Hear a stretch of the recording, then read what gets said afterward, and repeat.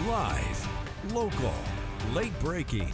This is NewsWatch 12 Breaking News. Several fires are being reported across our region, some with evacuations being issued for those fires. Thanks for joining us for NewsWatch 12 at 6. I'm Samantha Cadera.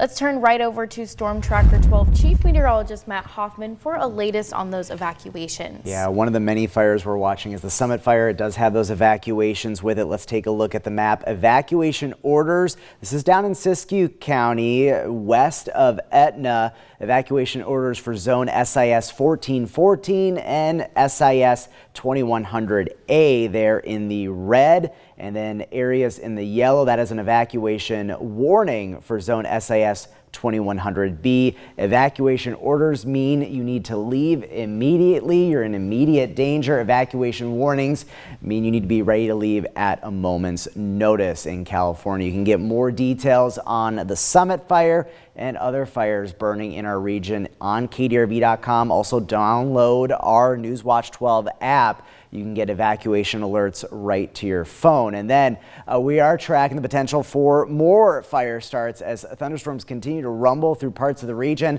Red flag warning down in Siskiyou County until 8 o'clock tonight. Lightning on very dry fuels.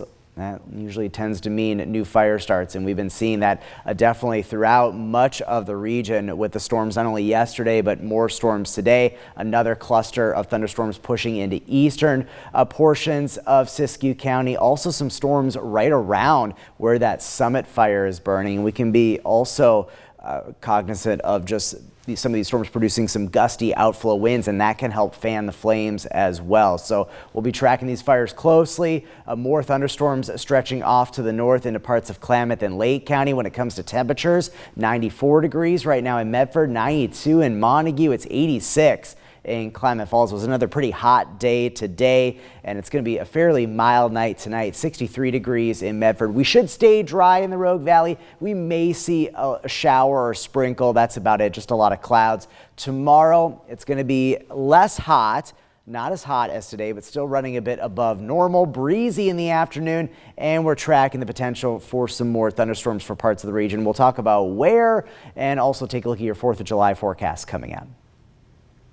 Yesterday's thunderstorms led to thousands of lightning strikes across Siskiyou County alone. Local agencies including CAL FIRE, ODF, Southwest and South Central Oregon Fire Management Partnership responded to multiple fire starts last night and into today. Right now, the Klamath National Forest is responding to the Summit Fire with those evacuation orders and warnings. They're also asking hikers to avoid several areas. Those areas include Cliff and Campbell Lakes, including the PCT and other trails in the area. Klamath National Forest says the fire is approximately 6 acres and smoke jumpers are on scene. Both air and ground resources are en route to this fire. In Lake County, South Central Oregon Fire Management Partnership is responding to the Bowers Bridge fire near Lakeview. They estimate the fire to be 100 acres at this time, and there are currently no immediate threats to the public or road closures for this fire. But responders ask that you avoid the area for firefighters' safety. Multiple air resources are engaging in a response at this time. South Central Oregon Fire Management Partnership also responding to the Black Canyon fire, which is estimated to be 300 acres. The fire is burning on Heart Mountain Refuge east of where the Warner Peak fire was last year. Responders say the fire is being driven by strong winds. Multiple engines, ground crews, helicopters, and fixed-wing planes are engaging in suppression efforts. There are some road closures in place, and you can find those on our website.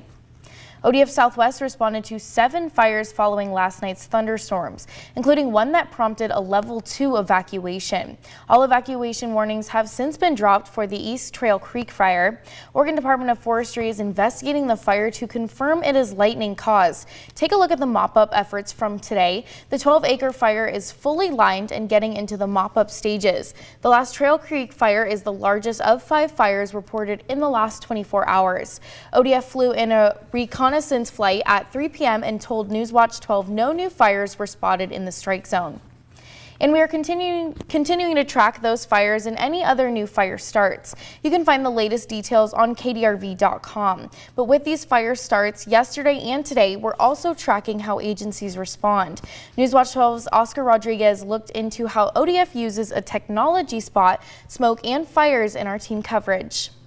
Following thunderstorms from last night carrying to this morning, ODF responded to numerous reports of smoke and fire. ODF says of 10 reports, 3 were found out to be fires and others were stopped quickly. All of these reports, ODF responded to these fires with the help of several resources, including their detection center. It's also a huge resource when we have lightning busts like this, where we may have multiple fires across the district, because it allows us to have eyes on those strike areas immediately. It has 30 cameras looking at the Southwest Oregon district in Jackson and Josephine County 7 days a week. They are manned lookout towers. By looking at all the cameras, it gives an advantage to them as they can find fires or smoke more quickly and notice to dispatch center. Each person in the center has their own separate role, whether it's looking for smoke in Jackson or Josephine County, and people overlooking the whole district, some even overlapping while they have to report a fire. It's incredibly important for us to get on them as fast as we possibly can with the resources needed to put them out and put them to bed, making this a big resource when it comes to lightning fires. Besides the detection center, other resources ODF uses to locate these fires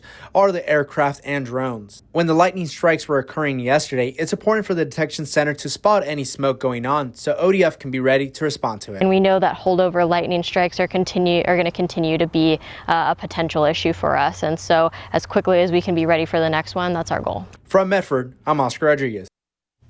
Nearly 80 years old, one ranch owner in Eagle Point spent $2,000 to build fire breaks across her property, and she's challenging others to do the same. Damian Alvarado shows us why she calls it a small investment to protect something much bigger.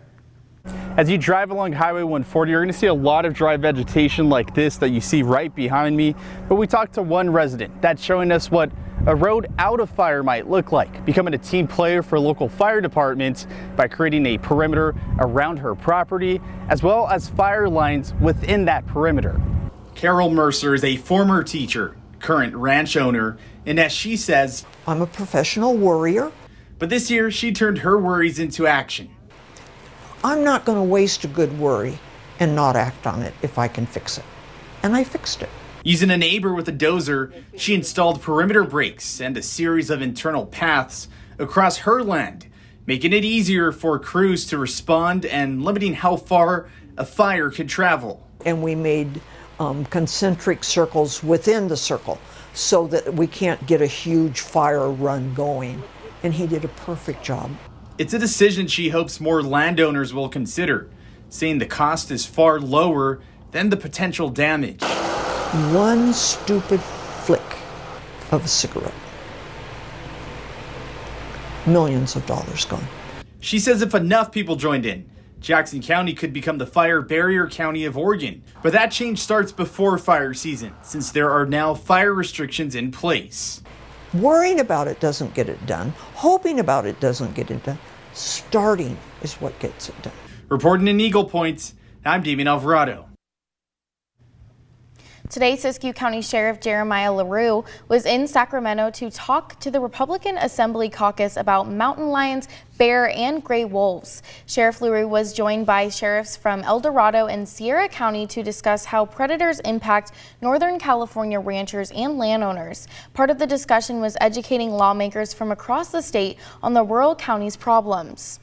We just want to let you know what we're doing, be transparent, and let you know that we're looking out for our communities. We want to make sure people are safe and that we do the best job with service to our community. I'm so thankful that the sheriffs can come and talk to them and really give them the big picture of what's happening in Northern California. Assemblywoman Heather Hadwick for the 1st District said that with education from the Sheriff's Department, Sacramento lawmakers will be able to make better informed decisions and laws that work for our community. And an update on the water advisory on Lost Creek Lake, Oregon Health Authority has now lifted the advisory. The advisory was issued June 24th for the possibility of toxic algae blooms. Further water monitoring confirmed levels are now below recreational guideline values for people. For a closer look at this advisory and toxic algae, head to kdrv.com. And this morning, a large police presence and a bomb squad was called to the area near North Medford High School for a suspicious device. The device that they were responding to turned out to be a mosquito trap. Take a look. This is the mosquito trap placed by Jackson County Vector Control. Many are placed in parks and near schools to monitor for diseases, including West Nile and yellow fever. While this device is harmless to people and this morning's incident was a false alarm, Medford police say it's a good reminder that if you see something suspicious, report it to local authorities. And today, a $5 utility fee is taking effect in Ashland. The fee is a result of a $1.4 million budget shortfall. All changes being made are meant to have the least impact on park users. The Ashland Parks and Recreation Department will limit watering in some of the smaller parks across Ashland. The grass might also be a little bit longer to be more maintainable. We're monitoring to ensure that we aren't getting litter and all those other things. Here at Lithia Park, our irrigation won't change, and our sports fields, they won't change. With this $5 utility fee, there will be no impacts to the Daniel Myers Memorial Pool and Splash Pad, but you might see some drier grass and less trash cans. And new rules are now in place for e-bikes at Oregon State Parks, updating the language and expanding where e-bikes can be used. Previously, e-bikes were only allowed on trails in Oregon State Parks that were at least 8 feet wide. Now e-bikes are allowed on trails where other bikes are allowed, as well as on wet sand at the ocean shore. E-bikes will continue to be prohibited on dry sand, certain trails, and anywhere signs are posted prohibiting e-bikes. And looking ahead to Friday, the 173rd Fighter Wing Out is out of Kingsley Field and will be doing Independence Day flyovers throughout Oregon and California.